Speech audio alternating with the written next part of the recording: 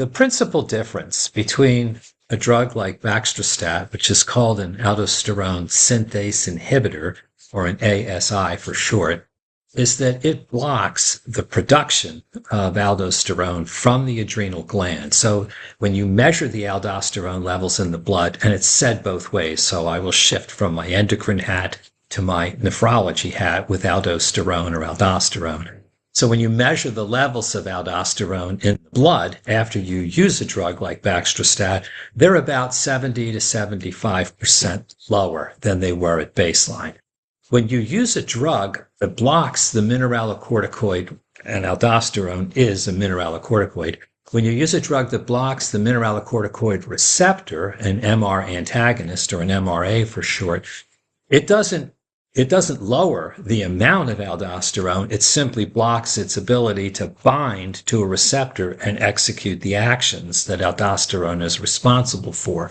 When you measure the actual amount of aldosterone in the blood after you give any of the three or more, as there's more in the pipeline, mineralocorticoid receptor antagonists, it's actually higher because you've interfered in a feedback loop. So whenever you block a loop, typically the body will make more of the compound to overcome the blockade. So the principal difference is the amount of aldosterone in the blood. Both classes of antihypertensive agents lower blood pressure, so that isn't the issue. It's the means by which they lower it. Where an ASI will fit in is a couple of things. Number one, some of the mineralocorticoid receptor antagonists are a little tough to tolerate clinically. They cause some side effects. Spironolactone has what's called off-target effects, so it blocks the androgen receptor in addition to the mineralocorticoid receptor. In a woman, blocking the androgen receptor will interfere with menstrual periods and other endocrine effects. In a man, blocking the androgen receptor will cause, in some people, and it's a small number, 10, 15, maybe 20%, depending on the dose you use, to grow breast tissue. And in some cases, it becomes painful. So we call that gynecomastia when that happens. And it's a little difficult to explain that to guys. So a second mineralocorticoid receptor antagonist, eplerenone, was developed that's more selective, but you have to use a lot more of it. And many times you have to use it twice a day. And in this era, a twice-a-day drug is a little more difficult to market than a once-a-day drug. The third and only other one available in the U.S. right now, as far as I know, is finerenone, and it is a great way to improve kidney function, at least stem the loss of kidney function over time. But it's not, in general, as potent a blood pressure lowering drug, and its indications then are more in heart failure and kidney disease than it is in generic hypertension. So where I think they'll fit in, drugs like Baxdrostat will fit in, is in people that are already on two drugs and still uncontrolled. Because by the time you're on two drugs or more, you're selecting a population where we think aldosterone is a little more integral to maintaining the uncontrolled blood pressure, and consequently a drug that reduces that is more likely to have a benefit.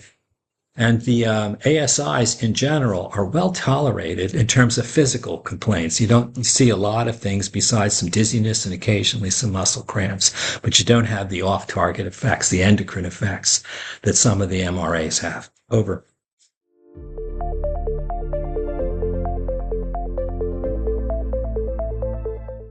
Right now, since it's fairly new, the wording in the thing called the IFU, the indication for usage in the package insert, says that anyone on any hypertensive drugs who's uncontrolled is a potential candidate. The blessing here with the FDA's approval of Baxdrostat is they didn't require a certain level of blood pressure to have it indicated, or a certain background medication profile to have it indicated, or testing. In other words, measuring the amount. Well, it makes sense, wouldn't it? Measure aldo. Except that most clinicians are a little reluctant to measure aldosterone and its partner hormone, renin, because they often have trouble interpreting the data. So consequently, we don't usually do that. Right now, it seems to me that the features that are going to at least make it desirable to use a drug like Baxdrostat will be the uncontrolled hypertension, especially in someone that's had some intolerance to some medications in the past, and they're on two now, but they got to those two by virtue of three or four others in the process. So people with some drug problems in the past with intolerance are a potential population. When the blood pressure is really, 15, 20 points higher than it should be, and they're already on two drugs, that's a situation where drugs like ASIs seem to have a little benefit because the amount of blood pressure reduction that they give on top of background therapy is pretty good and a little bit more than you might expect from just randomly picking something else off a shelf to give a patient who's uncontrolled. Right now, the principal thing is uncontrolled. In my mind, that's two drugs or more, and their blood pressure is clearly above 130, and especially when it's above 140. Those are people I'd be thinking of.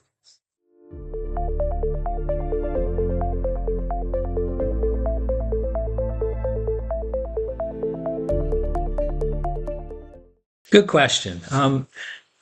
So in the background studies that have led to the approval of Baxdrostat, basically people on two or more drugs have been studied in the Bax-HTN trial, and people on three or more drugs were studied in the Bax-24. That's using a monitor that measures your blood pressure over 24 hours. Both studies use office blood pressures, but in the Bax-24, they actually measure outpatient effects with a monitor that goes off every half hour for 24 hours. In general, the amount of blood pressure reduction that you see with Baxdrostat in the office is about 15 millimeter drop at about 12 weeks of therapy. Putting 15 millimeters in perspective needs two steps. The first step is to say, what if I gave them a sugar tablet, a placebo? How much blood pressure reduction would I see with a placebo? And in the office blood pressures, the answer is typically about 4 to 6. So let's settle on 5. So of our 15 millimeter drop in the office on Baxdrostat, maybe 5 of that would have happened anyway if I'd given them a placebo tablet. So when you subtract the placebo from it, you get about 10.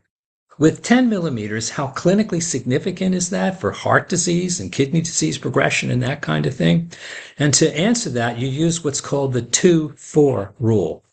Every millimeter of office systolic blood pressure reduction reduces your risk of heart failure, heart attack, stroke, death by about 2%. So 10 millimeters office would give you roughly a 20% reduction in what are called MACE, major adverse cardiovascular events, over the next, say, 5 to 10 years or so. So you get about a 20% reduction. And, when you look at things like how we calculate risk over 10 years, we use either what are called pooled cohort equations, or we use now the PREVENT calculator that the American Heart Association and the American College of Cardiology are currently touting as the way, because it's more current. The pooled cohort equations are from 30 years ago or more, and they're not so good as current therapy would dictate because we have different people smoking now. We got better lipid control. Diabetes is a little different now than it was 30 years ago.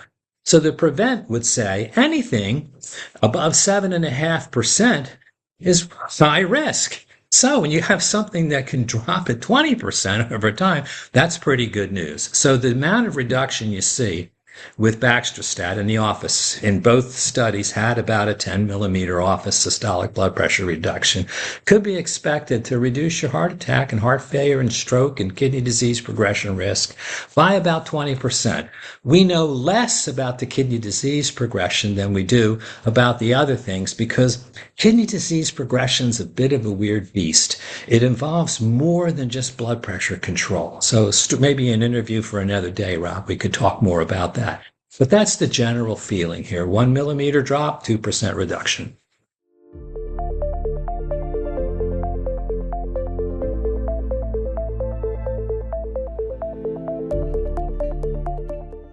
So a couple things. Aldosterone actually has a function in the body, and it's more than just to be a nuisance for blood pressure control.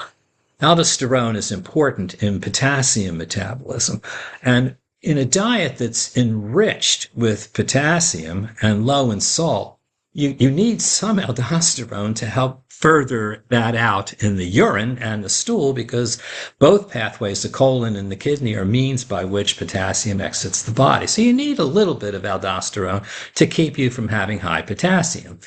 And in a country or a population or a culture where high sodium intake is the case, you don't need aldosterone as much, because its other job is to protect the body from salt loss. So when you block aldosterone, or whether you reduce its production, the biggest risk you run is the potassium level will ride upwards. And in most studies that have been done, and this is across the board for all the aldosterone synthase inhibitors, the average change in potassium is about 0.4. Put that in perspective. Our normal range of potassium is 3.5 to 5. So if you start with the potassium of, say, 4.1, and you give someone a aldosynthase inhibitor, you can expect the potassium to be 4.5 in about 2 weeks. And then after that, it doesn't rise anymore, at least in terms of how far we've looked out to 12 weeks. So the key issue in using these drugs is to monitor the serum potassium and the sodium. In 1 or 2% of people, the sodium level will fall and the potassium level will rise. And that change typically is in place and stable by 2 weeks. So our current recommendations when these drugs are used is to measure what we call a profile, set of electrolytes. That includes the sodium and the potassium level, and a blood sugar and a serum creatinine concentration. Creatinine is our marker of kidney function. When you lower blood pressure 10 to 15 points in the office, as these drugs do, especially in people that are a little sensitive to the blood pressure effects, their creatinine may come up a little bit. So we say that the GFR, the glomerular filtration rate, that's our currency for kidney function, because GFR worked out perfectly. A GFR of 100 is normal. A GFR of 50 means you've lost half your kidney function, so it almost works perfect like a percentage. So you'll see about a 5 to 7% change in GFR where it will go down. And that's okay because we're lowering blood pressure. But some people panic when they see that, say, oh my gosh, your kidney function's impaired. That's what we call a functional effect. It's expected.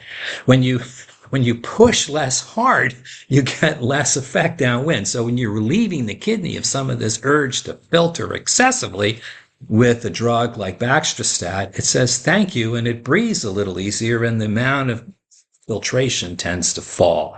And it stabilizes too after about 2 weeks. So the 2-week time period is the key thing: potassium, sodium, and a creatinine level. We think aldosterone is a little bad for blood sugar control, so it's not uncommon, we think, to see some favorable changes in blood sugar level over time. But that's the biggest thing. Other than that, it doesn't nail your bone marrow, so you don't have to worry about the hemoglobin, and it doesn't do much to the liver in terms of liver enzymes and things like that. So our biggest issue is to monitor what we call panel 7, which is the 4 electrolytes, a glucose, a BUN, and a creatinine. BUN is just a sidebar that we often use in kidney disease to evaluate the effect of protein intake on the body. Over.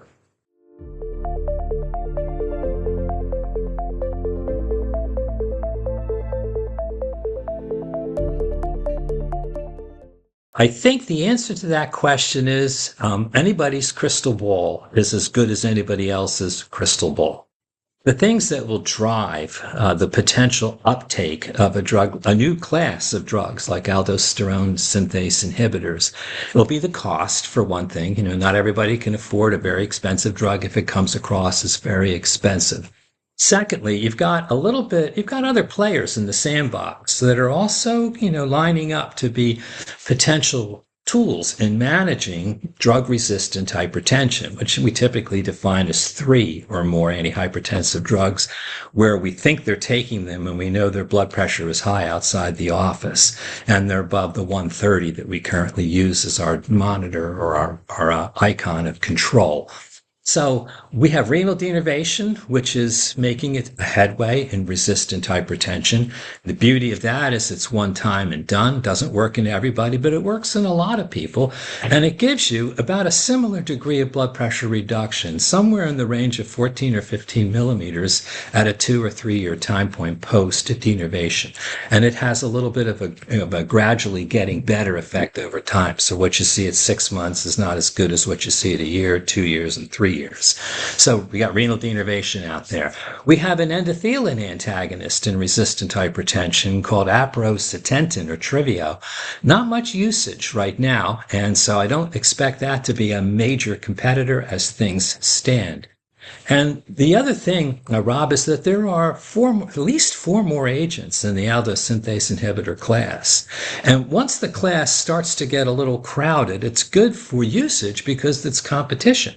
And it makes for, people being more aware of these kind of medications to lower blood pressure because detailed representatives from the different companies pop into your office, tell you about it, etc. May even leave a sample or two for usage. And that's often a help, especially if you're busy and when you got someone who's a little, reluctant to take a new med, but they can do it with a free trial here, no money back guarantee needed because there's no money paid here. So that's a help as well. And honestly, I think we'll see some uptake of it because it's reasonably well tolerated and it gives a good antihypertensive effect. Like most things, cost may be an issue, but it's too early to tell just how big a one.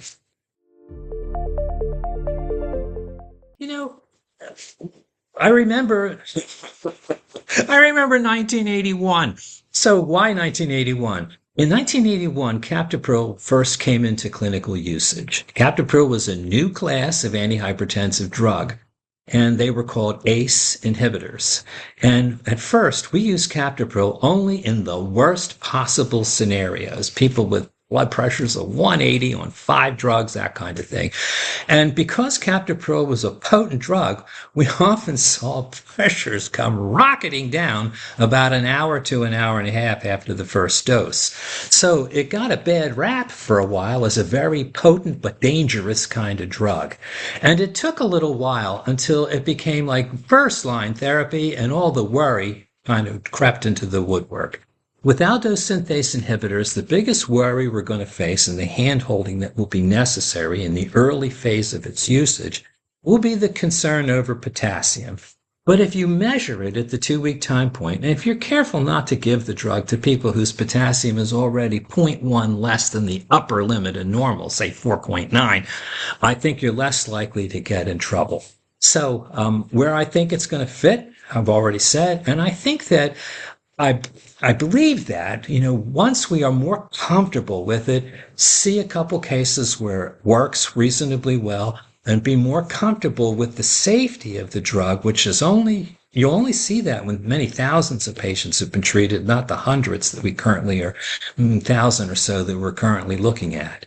And in that scenario, Rob, I think we'll see more and more usage of it because it is pretty well tolerated, much like the angiotensin receptor blockers were back in 1995 when the first one, losartan, was introduced. The uptake was pretty quick back then, too. Over.